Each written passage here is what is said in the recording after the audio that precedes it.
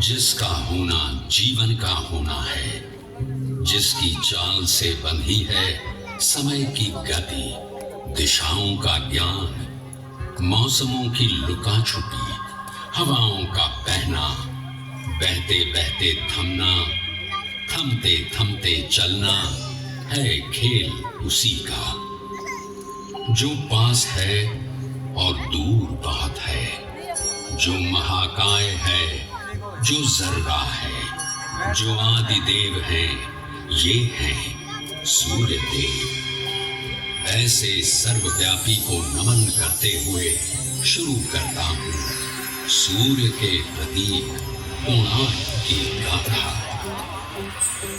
कोणार्क का सूर्य मंदिर सिर्फ एक मंदिर नहीं है, ये जीवन दर्शन है, ओडिशा के भक्ति मानस का प्रतीक है, कला का एक नायाब नमूना है।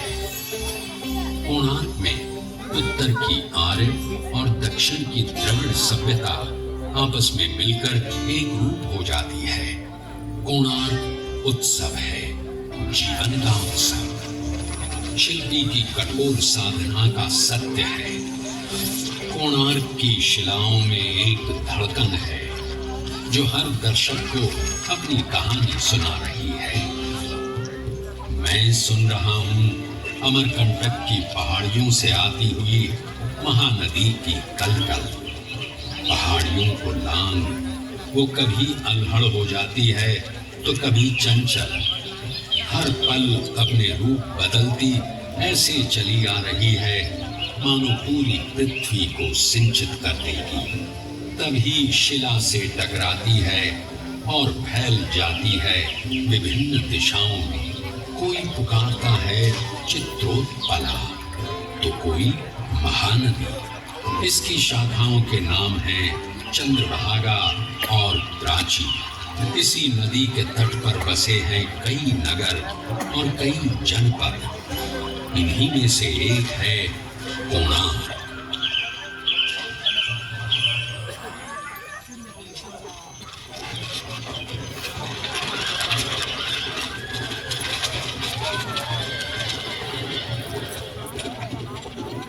सूर्य मानव सभ्यता का आदि ईश्वर है, जगतचर्या का प्रतीक है। ऋग्वेद में इसकी चर्चा इसी रूप में होती है। सूर्य के भाई अग्नि और वायु हैं, यही जगत रचयिता हैं। वो रथ पर सवार होकर आते हैं। रथ प्रतीक है इस ब्रह्मांड का। उसके पहिए समय हैं तो प्रतीक हैं गति के। इसके रथ में जुटे हैं 7 घोड़े, सतरंगी किरणों वाले। उसके पहिए की 12 रेखाएं 12 महीने हैं। उसके चलने से मौसम बदलते हैं। सूर्य के 720 पुत्र हैं, दिन और रात के जोड़े में। सूर्य प्रतीक है गति का, जीवन का, इसीलिए वो आराध्य है। आदिम सभ्यता स्वयं को उसी का अंश मानती आई है। ईसा की 9वीं सदी में केसरी रियासत के महाराजा पुरंदर केसरी सूर्य के परम उपासक थे। उन्होंने कोणार्क जनपद में पहला सूर्य मंदिर बनवाया।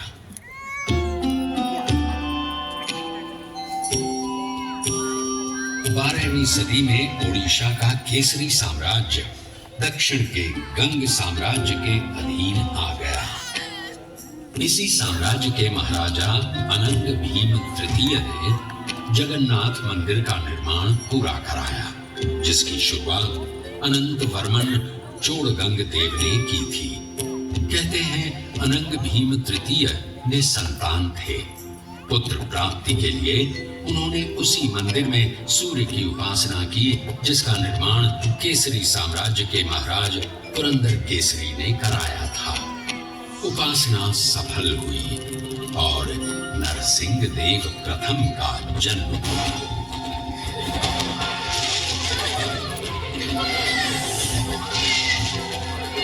नरसिंह देव जिनका शासनकाल 1238 से 1264 तक रहा। उनमें अपने पिता अनंग भीम के तमाम गुण थे। नरसिंह देव के पिता अनंग भीम ने 1211 से 1238 तक ओडिशा पर राज किया। ये काल ओडिशा की गौरव गाथा का काल था, स्वर्ण युग था। ये वही काल था जब मुस्लिम शासक तेजी से अपने साम्राज्य का विस्तार कर रहे थे। कश्मीर और ओडिशा को छोड़कर देश का अधिकांश भाग मुस्लिम शासकों के अधीन हो गया था। मुसलमानों की बढ़ती ताकत और साम्राज्य विस्तार नरसिंह देव के लिए चुनौती का समय था। ओडिशा की संप्रभुता और स्वाधीनता सामने खड़ी थी। प्रजा की शंकित निगाहें नरसिंह देव को देख रही थी। नरसिंह देव ने ओडिशा की एकता और अखंडता की ध्वजा अपने हाथों में थाम ली और जुट गए ओडिशा की रक्षा में। मालव देश यानी आज का विंध्य देश, यहाँ की राजकुमारी थी सीता देवी, सुंदर, सुशील, सर्वगुण संपन्न। मालव देश मुसलमानों के अधीन हो चुका था। उसी प्रदेश की राजकुमारी सीता देवी के साथ नरसिंह देव का विवाह संपन्न हुआ। सीता देवी राजरानी बन गई। महारानी, हमें शीघ्र ही युद्ध के लिए प्रस्थान करना पड़ेगा। राज्य की सीमा पर यवनों ने पुनः डेरा जमा लिया है। तुघान खान उत्कल को पराधीन बनाना चाहता है, लेकिन उत्कल किसी पर आश्रित नहीं है। गंग साम्राज्य की रक्षा के लिए मेरे प्राणों की भी आहुति जाती है, तब भी मैं पीछे नहीं हटूंगा। तुघान खान उत्कल पर हमले के बहाने ढूंढ रहा है। यवनों को हमेशा हमेशा के लिए पीछे खदेड़ना पड़ेगा। इस बार उत्कल के वीर आत्मरक्षा के लिए युद्ध नहीं लड़ेंगे। इस बार हम आक्रमण करेंगे। उत्कल के विजय की प्रार्थना कीजिए रानी, उत्कल के विजय की प्रार्थना कीजिए। जिसका नाम नरसिंह देव है और जो सेवक है जगन्नाथ के, उसकी कभी पराजय नहीं हो सकती। जाइए महाराज, विजय पथ आपकी राह देख रहा है। भयंकर युद्ध हुआ, मार काट मची, खून बहा।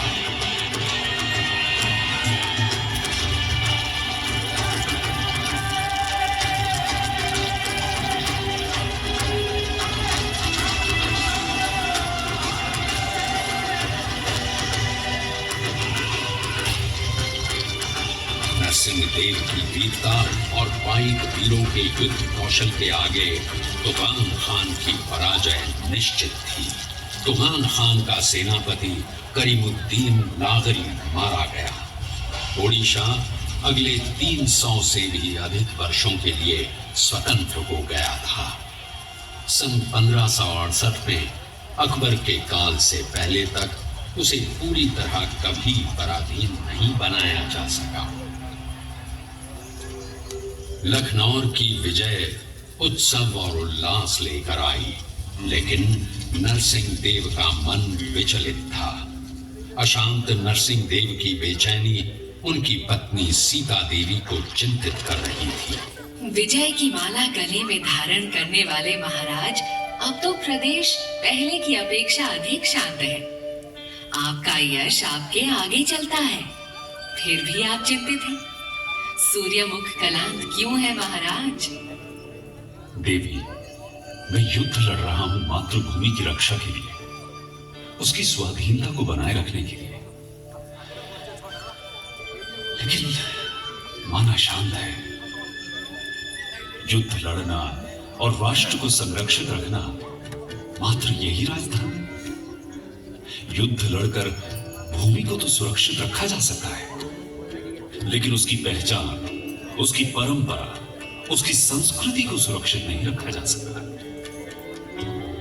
संस्कृति की रक्षा भी तो राजधर्म ही है। उसके बिना ये राज्य, उसकी भूखंड और उसकी सीमा का अर्थ ही क्या रह जाता है? महाराज, केसरी वंश के राजा पुरंदर ने एक छोटा सा सूर्य मंदिर बनवाया था।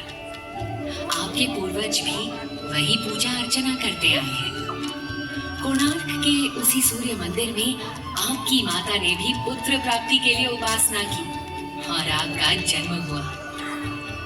आज वो मंदिर जीर्ण अवस्था में पड़ा हुआ है महाराज। आपकी माता ने वहां भव्य मंदिर बनवाने की कामना की थी। आप उनकी मनौती पूरी करें। शायद कला संस्कृति के विषय में आपकी सोच का आरंभ यहीं से हो। अद्भुत! इससे सुंदर और क्या हो सकता है देवी? शीघ्र ही निर्माण कार्य शुरू करना होगा।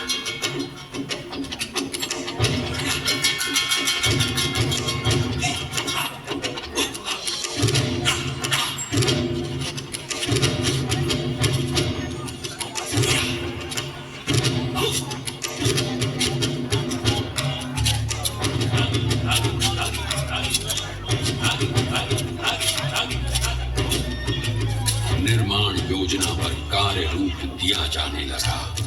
मंत्रियों और शिल्पियों के साथ सलाह मशवरा शुरू हो गया। ओडिशा के वास्तुकार मंदिर निर्माण में सिद्ध थे।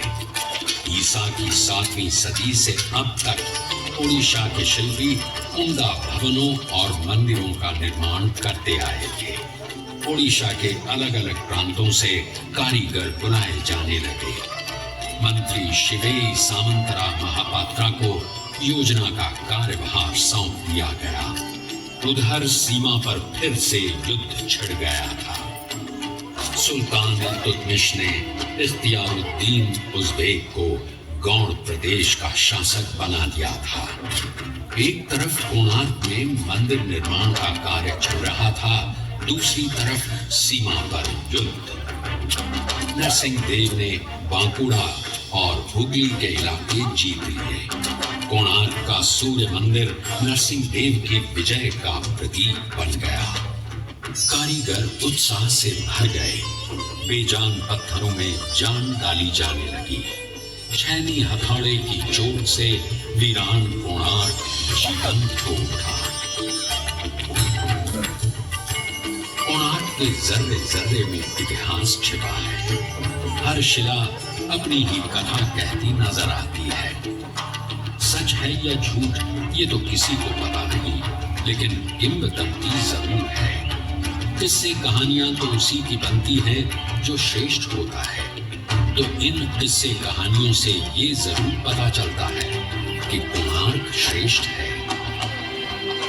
द्वापर युग था। श्री कृष्ण की 8 पटरानियों में से जामवंती के गर्भ से जन्मे सांब। सांब रूपवान थे। अपने रूप पर उन्हें गर्व भी था। एक दिन ब्रह्मर्षि नारद पधारे। अपने रूप में मदमस्त सांब उनका अपमान कर बैठे।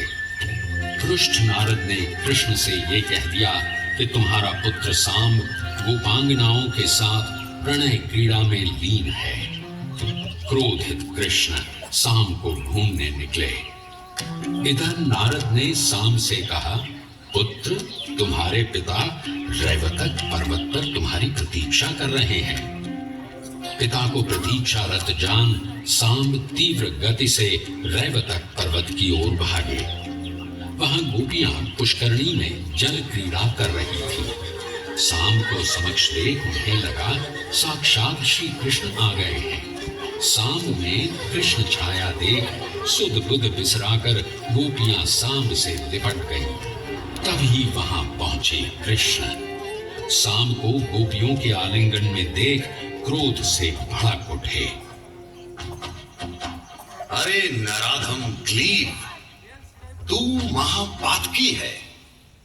मैं तुझे श्राप देता हूं। जिस रूप के अहंकार में तू डूबा है, तेरा वो रूप नष्ट हो जाए।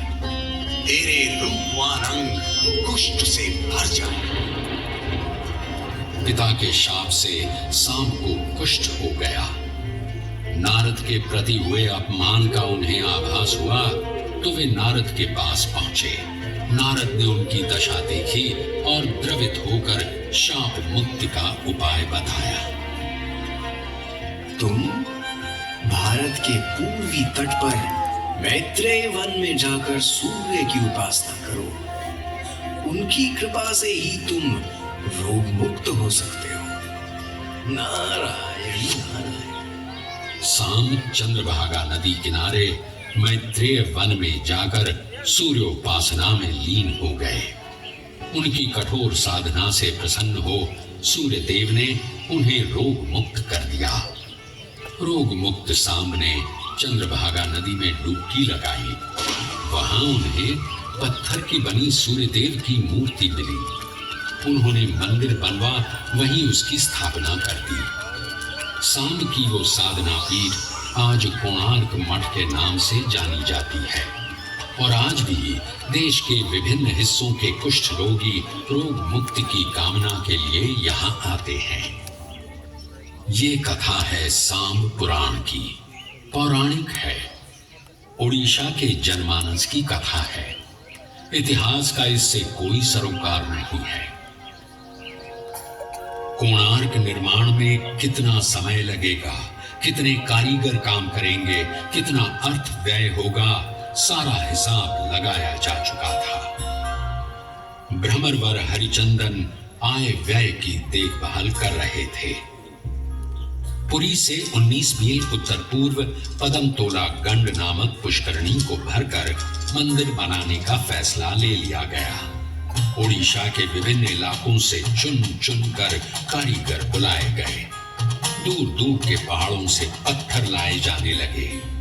चित्रकोंडा, माकंडा, रेगेड़ा, श्वेत, श्याम, किस्म किस्म के पत्थर और नील रंग का ग्रेनाइट लाया गया नीलगिरी से। नवग्रह के लिए शिला आई 642 मन की। मंदिर के ऊपर कलश स्थापना के लिए 56,000 मन का 25 फीट ऊंचा शिलाखंड जलमार्ग द्वारा 100 मील से भी अधिक दूरी से लाया गया। न सिर्फ इसे लाया गया बल्कि 200 फीट ऊंचे मंदिर के शिखर पर चढ़ाया भी गया। शिल्पियों का अद्भुत कौशल और लगन अचंभित कर देने वाले थे। कुल 1200 कारीगर लगाए गए निर्माण कार्य में काम पूरा करने के लिए और समय निर्धारित किया गया 12 वर्षों का। महाराज नरसिंह देव स्वयं रुचि ले रहे थे निर्माण कार्य में।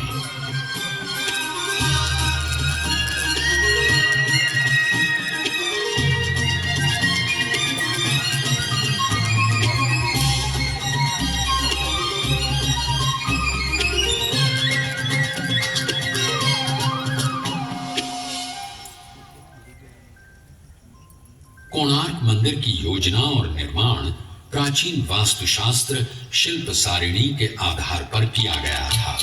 इसकी निर्माण योजना को देखें तो ये लगभग वैसा ही है जैसे भुवनेश्वर का यमेश्वर मंदिर। मूल रूप से 2 हिस्सों में बंटा हुआ, पहला विमान तथा दूसरा जगमोहन। विमान लगभग चौकोर होता है। कोणार्क ठीक इसी रूप में बना है। केंद्रीय मंदिर रथ की आकृति में बना है।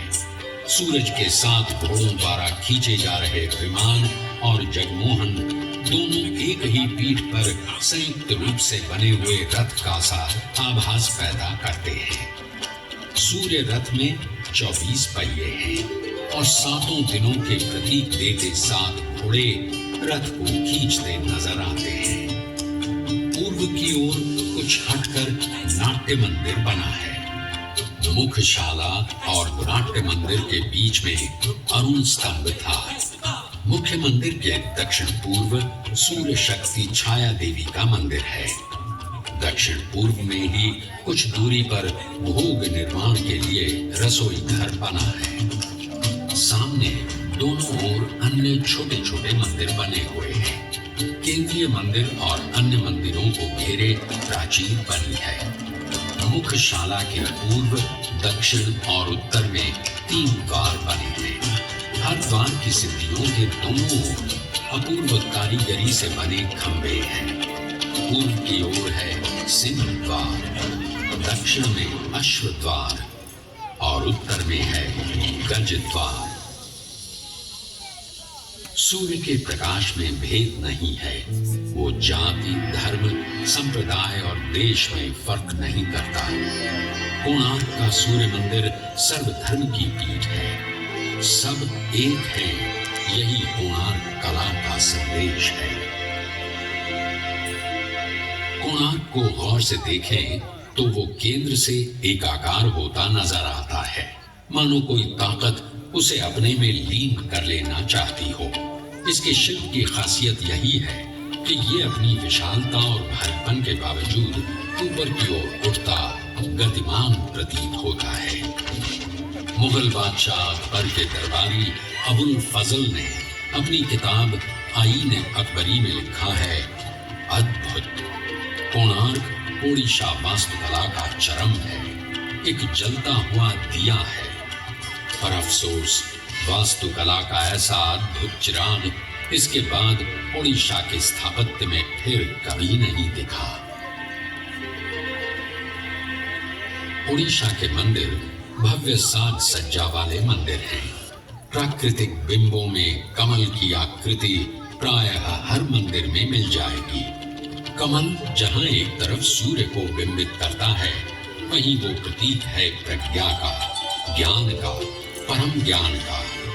पत्ते और डालियों से की गई सजावट भी प्रायः सभी मंदिरों की सज्जा का अंग है।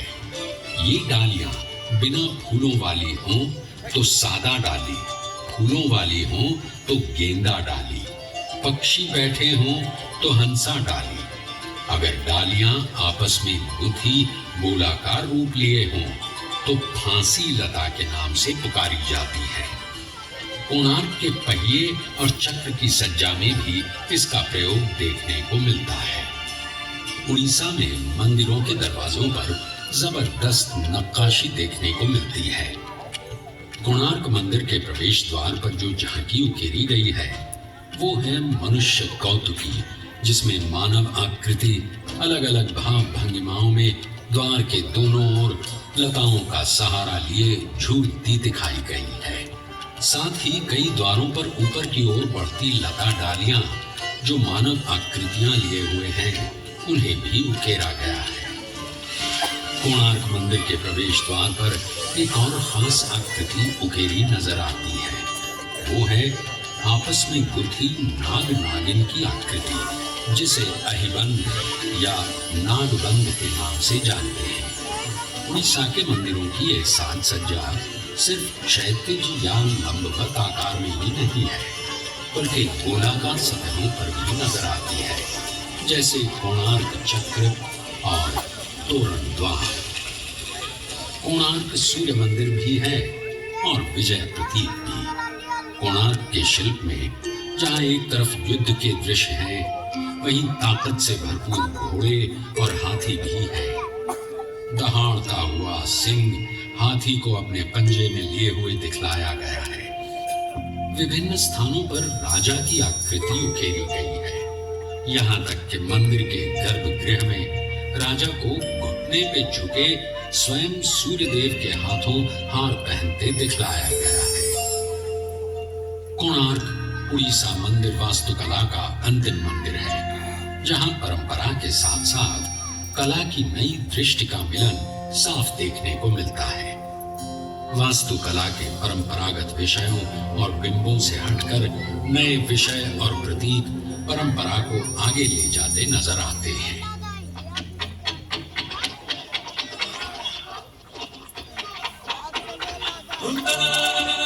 जनपद के महान शिल्पी विष्णु महाराणा प्रणाम स्वीकार करें।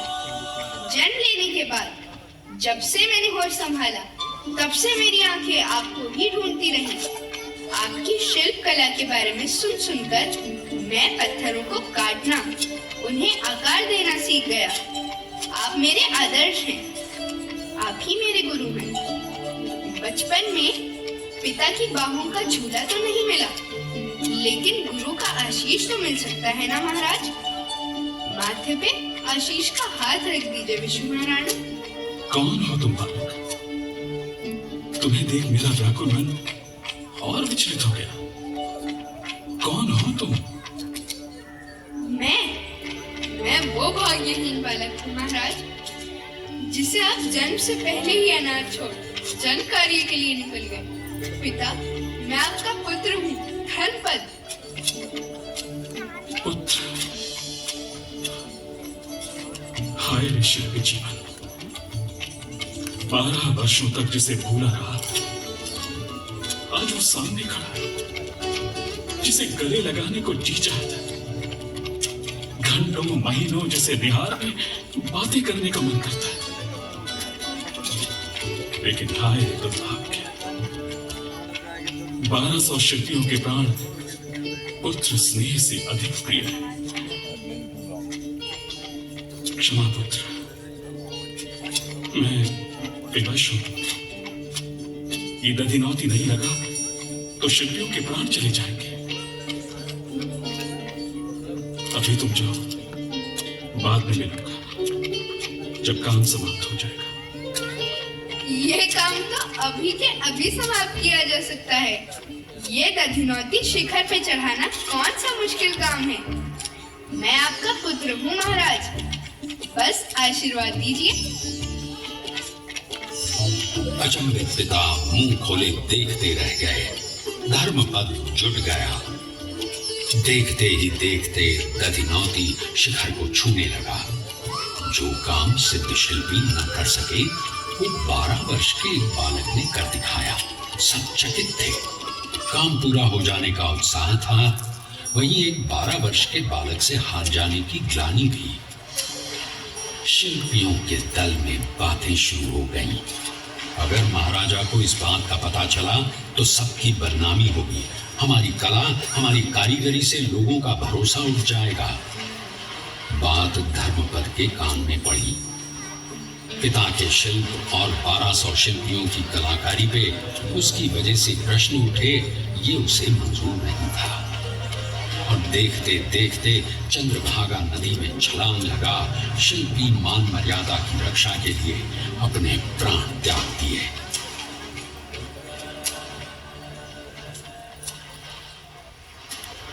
ये किस्सा है या सच पता नहीं, लेकिन शिल्पी का शिल्प के प्रति सम्मान और आस्था को अवश्य दिखलाता है। 1200 शिल्पियों की 12 वर्षों की अनथक साधना के बाद कोणार्क का अद्वितीय सूर्य मंदिर बनकर तैयार हुआ। राजा नरसिंह देव की कामना ने आकार रूप ग्रहण किया। इसके बनने के उपलक्ष्य में जबरदस्त समारोह का आयोजन किया गया।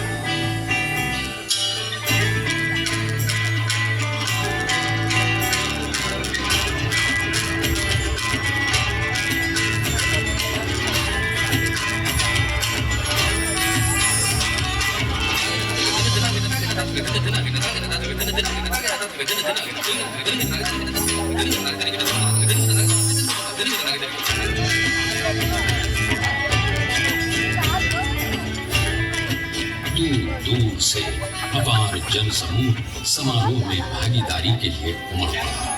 नृत्य, नाट्य, गायन वादन के साथ सूर्य के मंत्रोच्चार से कोणार्क गुंजायमान हो गया। पूरे 1 महीने तक पूजा अर्चना चलती रही। राजा नरसिंह देव स्वयं आहुति दे रहे थे।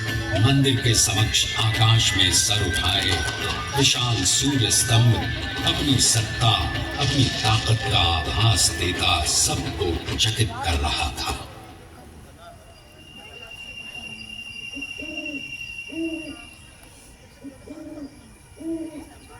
तेरहवीं शताब्दी के मध्य में बना हिंदू वास्तुकला का ये नायाब नमूना कैसे और कब अपनी चमक खो बैठा, एक बियाबान जंगल में दब गया, इसकी ठीक ठीक जानकारी नहीं मिलती है।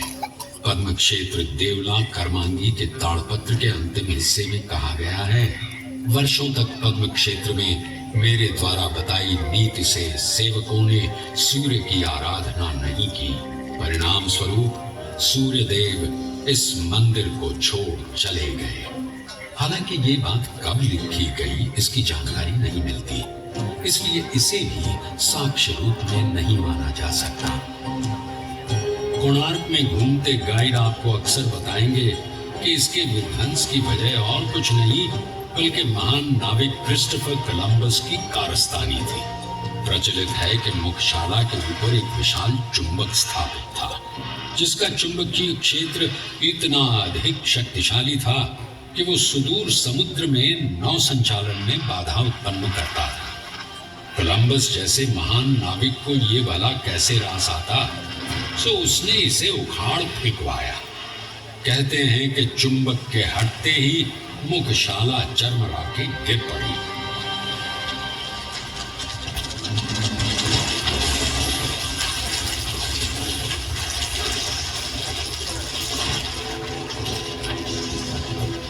मगर सच तो ये है कि कोलंबस के कदम कभी उड़ीसा की धरती पर नहीं पड़े। लगभग 150 वर्षों तक गुमनाम रहने के बाद 18वीं सदी के मध्य में इस पर नजर पड़ी महाराष्ट्र साम्राज्य के बाबा ब्रह्मचारी की। वे महाराजा वीर किशोर के अधिकारी शिव भट्ट साठे के गुरु थे। उन्होंने सर्वप्रथम इसकी साफ सफाई करवाई। फिर 1824 में एक अंग्रेज अफसर एंड्रू स्टर्लिंग ने इसका अध्ययन किया और इसके रेखा चित्र प्रकाशित किए। फिर क्या था, कोणार्क का ये सूर्य मंदिर पुनः अंधकार से प्रकाश में आ गया। इसकी अद्भुत कला अपनी क्षतिग्रस्त अवस्था में भी अचंभित कर जाती है। आज ये विश्व की धरोहरों में से एक है। भारतीय पुरातत्व सर्वेक्षण विभाग इसकी देखभाल, इसे संजोए रखने में दिन रात लगा है। कोणार्क सत्य है, जीवन का सत्य, शिल्पी की कठोर साधना का सत्य, उत्कलीय और भारतीय संस्कृति का महान सत्य है, जो कई कथाओं को अपने में समेटे है। हो सकता है इसमें आपकी भी कथा आपको मिल जाए। ध्यान से देखिए, कान लगाकर सुनिए। कोणार्क आपको आपकी कथा सुना रहा है।